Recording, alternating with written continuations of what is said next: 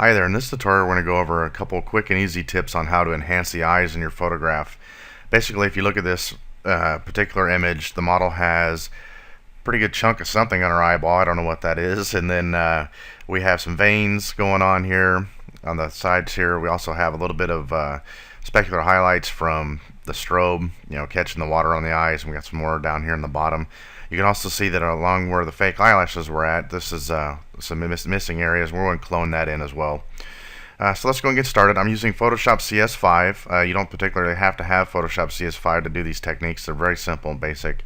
Previous versions of Photoshop will do just fine. We're not going to use any special tools that are specific to CS5. If you look on our layers palette to the right here, I have the background. I've also duplicated the background so we can work off of just a copy of it so we don't impact the original file. And then I have a cleanup layer. This is typically where I start. I start by cleaning up any of the distracting elements in the image, and then we go from there. So coming over to the tools palette, if you press J on the keyboard, this will bring up your healing brush, and we'll go ahead and start using that. We want to make sure that if you notice up on the top here, we have all layers selected, or you can do, depending on the file that you're working, you can do current and below. This way all the debris and things that we clean up on the photograph here will stay up on the cleanup layer. Nothing's going to impact the copy below. I'm going to zoom in, pressing Control or Command on the Mac and the plus key. We'll do this a few times so we can get in here really close and start cleaning things up. Holding down holding down the space bar brings up your hand tool, and then you can left mouse click and hold, and this will also position your file. Using the healing brush, if you use the bracket keys on the keyboard to adjust your brush sizes, the right side bracket will increase, the left side bracket will decrease the brush size. To sample the layer around it, this is how the tool works. If I were to click it right now, Photoshop lets me know that, hey, we can't use the healing brush because you need to define a source point on the layer that we're actually using. So we'll Alt or Option click and left mouse click close to the source of the area that we want to paint in or heal up and blend in. And we're just going to do this. It's just a repetitive fashion, and you'll get faster and faster at it. The big key here is you want to go ahead and try to stay relatively close to the area that you're trying to clean up as far as your sampling points go. And we'll just continue to click and clean up here.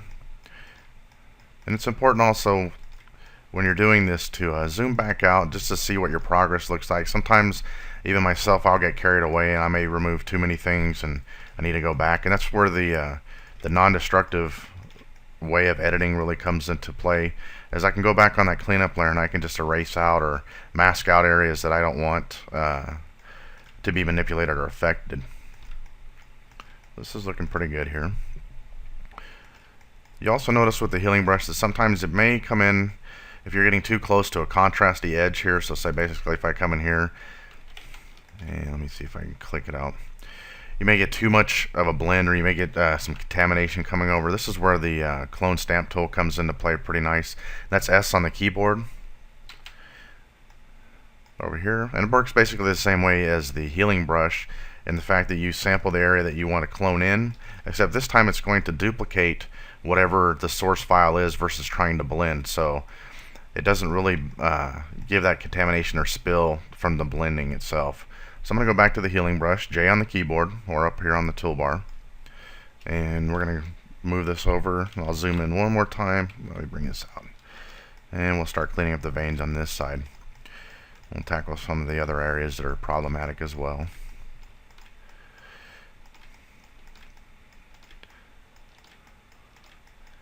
It's a pretty straightforward technique. Works good. You'll use the healing brush a lot when you're cleaning up skin blemishes as well. So you can see here that right on the edge of the iris here, we've got a little bit of blue coming out and going into the whites of the eyes. If I sample and come in, it blends pretty good, and sometimes it may not. It may catch the edge and it may throw out some contamination. So this is where the clone stamp tool can come into play and be really helpful.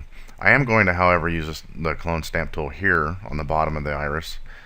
S on the keyboard, and we'll come in and we'll sample. I'll adjust my brush down just a little bit. And we'll just kind of paint in the white that's on the very bottom here. Looks good. And zoom back out like I was saying so we can just really see the progress that we're making. And I'll blend that in just a little more. Okay, and if we go over to the cleanup layer, you can see all the trash that we've already cleaned up, and that was just a couple minutes. It's really quick. Looking good so far. I'm going to come back up here and you can see where the fake eyelashes, there's a gap on the top. I'm going to use the clone stamp tool, 100% opacity, current and below. And we'll just take a sample of the black in the area here, increase my brush a little bit, and we'll just clone this in. And make it look good. I'm also going to go ahead and remove this specular highlight here. And I kind of, the specularity here in the corner of the wet of the eyes, it really doesn't bother me too bad. I may tone it down, and to do that we can adjust our opacity of the clone stamp tool down to say 50% and give that a try, just to lighten it up a little bit. And actually, I'm going to go ahead and remove that completely. We'll go ahead and set our brush back to 100%. You can press 0 on the keyboard, or you can adjust it with the slider. And I'm just going to go ahead and clone that all back in there. Okay, it looks good. So we got a lot of the trash cleaned up. There's a few details that could be worked on as well. But for the sake of the tutorial, we're going to go ahead and press on. Now I'm going to go ahead and I'm going to merge a copy of all these layers up onto the top layer and work on it specifically. And if you hold down the controller command key, the alt and option key together, and the shift key at the same time, and you press E on the keyboard, this will merge and jump this layer all the way to the top. I'm going to call this the burn-in layer. And basically we're going to come around the outside of the iris, and I'd say a lot of people, well, I wouldn't say, I don't know, the vast majority, but we have this natural dark ring that goes around our eyes. And if you enhance this just a little bit, not go over the top so it's really profound, but if you just enhance this a little bit, it really enhances the eye and gives it some of that pop that I'm talking about. So the tool we're going to use for this is the burn tool, and it's over on your layers palette here, or it's O on the keyboard. I'm going to set the exposure at about 5%. You can go 5 to 7, and we're going to target the shadows, not the highlights, just the shadows. Zoom back in again. That's going to be Command or Control on the Mac and plus. And we're going to come right around the outside of the iris here, just left mouse clicking and painting, excuse me. And we're just going to enhance this darker ring on the outside here. And I'll zoom this back out. And I'm going to go ahead and turn the layer off so you can see how much we've done it. And if it's too much, we can always come over to our layers palette. We can fade the opacity a little bit and then tone it down. So just a little bit of a pop. It doesn't have to be too much or go over the top. Now, if you look at this, this was shot with a beauty dish, and then I have a reflector underneath. I don't really mind the reflector underneath or the double catch lights. Some people will say, well, multiple catch lights, not really a big fan. But I challenge you to pick up any magazine that you see in Barnes & Nobles or Borders here, and take a look at the front covers and study the eyes on them. You'll see that they go from anywhere from 1 catch light and a reflector to 4 and 5 catch lights. There's no real sound rule to how many catch lights you have to have in your image. It's really a personal taste, and it's up to you. I personally like this type of setup. I think it works really well. But I want to increase the white here, give this a little bit of a pop. So I'm going to go and create a new layer. And pressing down the Alt key and and clicking on the layer palette will bring up our new layer. Will bring up your new layer dialog, and you can go ahead and name it. And I'm just going to call this whites. We'll click OK, and then I'm going to grab a brush, which is B for your keyboard shortcut, or it's right over here underneath your healing tool on the tool layer palette. Want to make sure that our foreground color is set to white. We can leave the opacity to 100%. That's fine. I'm going to right mouse click, and this will bring up the contextual menu, and you can see what size brush that I have and the hardness that I'm using. It's going to be 0 hardness, and then size 35, or we can adjust it down to fit the eyeball. We want to undo that. I'm going to go and bracket this down just a little bit, and basically we're going to paint just a swoop through the bottom, and obviously you would do this to the opposing eye as well, or the other eye, excuse me. The next step, we're going to come over to our blending options, and on our layers palette, we'll drop this down. You can go to overlay, which gives a real punchy look to it, or you can go to soft light, or you can try any one of the light values you'd like actually, but I prefer either overlay or soft light. So if I go to overlay, you can see that, wow, this is way too much and looks crazy. Let me zoom this back.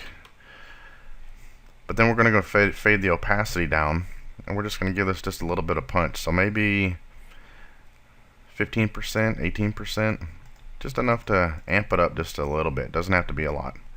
maybe even a little less. Let's try about 14%. Just a little kick in there.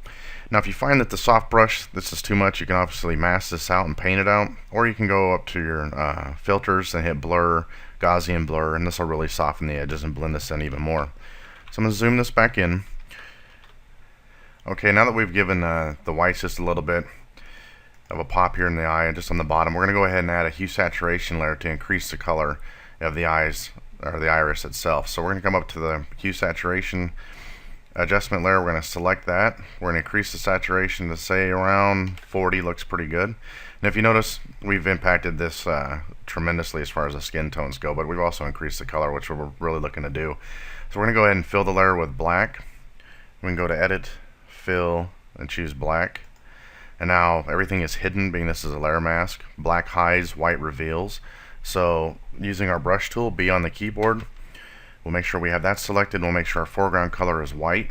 We'll go ahead and zoom in. And we're just going to go ahead and paint that blue back in on that adjustment layer mask. And give it that pop we were looking for. And I think that looks pretty good right there. Zoom this out. And pretty much that's about all the techniques that I would use. Basically, it's just a nice way of cleaning up the image, cleaning up the eyes, and giving them that pop. We could come in, we could darken the bottom eyelashes maybe a little bit.